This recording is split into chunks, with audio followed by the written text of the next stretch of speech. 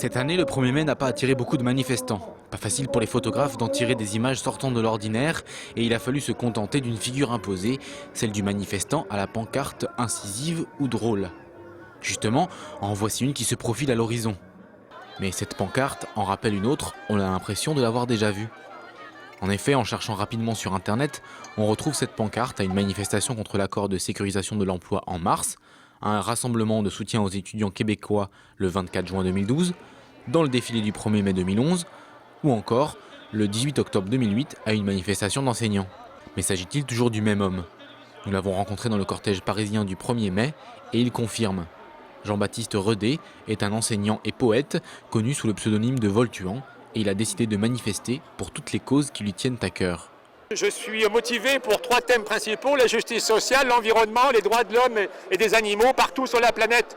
Donc pour la Syrie, pour la paix en Syrie, l'Europe vient d'interdire 3 insecticides, pesticides tueurs d'abeilles. Là, j'ai manifesté aussi pour l'environnement, contre le nucléaire, parce que tous les 3 thèmes, environnement, social et droits des peuples, sont liés.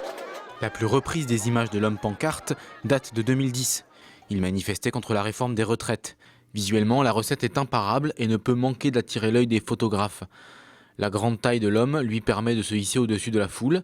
Ses habits passe-partout le fondent dans le flot des manifestants. Une phrase choc écrite dans de grandes lettres faciles à déchiffrer et un placement judicieux à l'avant de la manifestation. Ainsi placé et équipé, le panneau de l'homme sert à lui tout seul d'explication à la manifestation. Il permet de dire tout de suite ce qu'il se passe, ce qui est évidemment un grand avantage pour une photo de presse, qui pourrait presque se passer ainsi de légende et d'explications. Je suis allé manifester à Athènes, à Madrid, à Bruxelles, à Londres plusieurs fois, parce que pour montrer que le mouvement est solidaire, mais je pense pas être le seul dans ce cas-là. Je pense qu'on est tous, on se tient les coudes, tous les peuples du monde se lèvent depuis plus de 2 ans, se lèvent contre l'austérité, pour la justice sociale, pour de réelles démocraties. Voilà donc notre homme pancarte photographié allègrement dans des myriades de rassemblements. Mais une question demeure. À force d'être prise aussi souvent dans des rassemblements aussi variés, la bonne photo ne finit-elle pas par devenir un peu cliché ?